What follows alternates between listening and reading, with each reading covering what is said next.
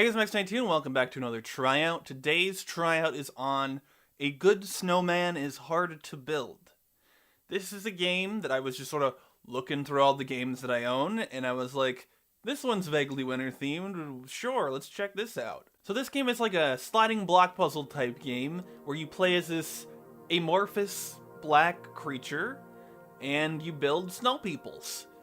You gotta do the puzzle sliding block stuff, you got your snowballs start at a certain size, and then if you push them over 2 snows, they get to a large size, and you gotta try and make a large, a medium, and a small out of this to make the snowman. So you gotta sort of strategize your snowball pushing around certain levels and areas and stuff, Overall, the puzzles can be challenging, but they weren't unsolvable. Eventually, even the ones that I had the most trouble with, I eventually figured something out or whatever. There's this interesting bit of strategy to it where it's sort of all in like this one area, and so you can exit out of a room, and then when you come back to that room, everything is still where it was. So if there's like a puzzle with multiple entrances and you notice that, well, if I put it here, I can't move it, but if I go out and I come back in,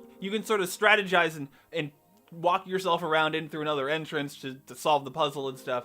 And it also gives this like a little bit of extra strategy in deciding which rooms to solve first. Be like, all right, do I need the extra exit, the extra entrance to get in this room? Will it make me this room easier, or is it better if I do it for this room because it'll make this room easier? Like, it's got this little extra level of strategy it sort of gives it to it. This game is very chill. It's got some nice ambient music, and there's a lot of interactability in the environment. Like, if you push up against one of the hedges, you sort of lean against it and you're sort of relaxing. You can sit down on the benches, and every non-snowball object has a little interaction when you try to push it.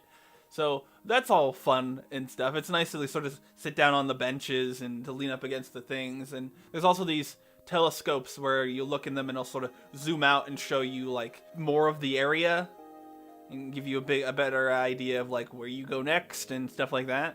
So that it's all these little bits of interactability that sort of add up to the game feeling more polished in a sense.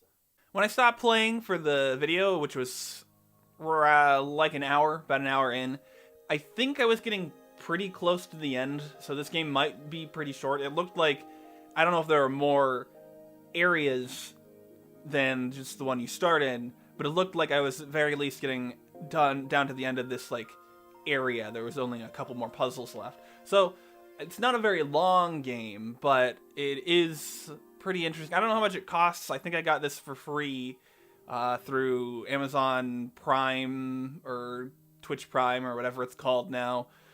So it was one of the games I got free through that. So keep that in mind, I guess. I assume it's not an expensive game. I think it's on the Switch. I think I saw it on the Switch eShop at one point. So it's a pretty little interesting thing.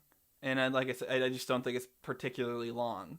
As for some more actual negatives here, I was playing on the computer here, and when I was playing, I got some flickering on the monitor, it seemed, as the game was playing. It didn't show up in capture, so I don't know what it was, but there was some kind of flickering happening that I've not seen in any other games. So that could be an issue that you have. And also, the game crashed once, but it wasn't a huge problem. It crashed, and when I reopened it, it was pretty much exactly where I was when the game crashed. So maybe it wasn't a crash, maybe I somehow accidentally closed it, but it seemed like it just suddenly crashed. So I guess keep those two things in mind, the flickering and potential crashing, but they're not major problems. I think overall, for just being a chill little puzzle game that might not be that long, I'd give it a pass. It's a decent little adventure, a little exercise, and it's a pretty decent time. I had a good time with it. And I think if you got it through Twitch Prime or whatever back whenever that was on there, I don't know how long ago that was, or you come across it on the Nintendo eShop and it's cheap or wherever you end up finding it, check it out. It's a pretty chill little experience if you're looking for this sort of chill little puzzle game experience, more of a time waster type game.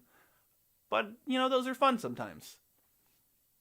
So that's the video here. If you'll get into the end bits, if you like the video, like button. If you dislike the video, dislike button. If you want to keep up with this and other shows on the channel, we're coming up on the end of season 2 for tryouts pretty soon. A couple more weeks, I think. So keep an eye out on that. Share the video, leave a comment, description, links. Do the things. Anyway, thanks so much for watching, and I'll see you next time. Bye!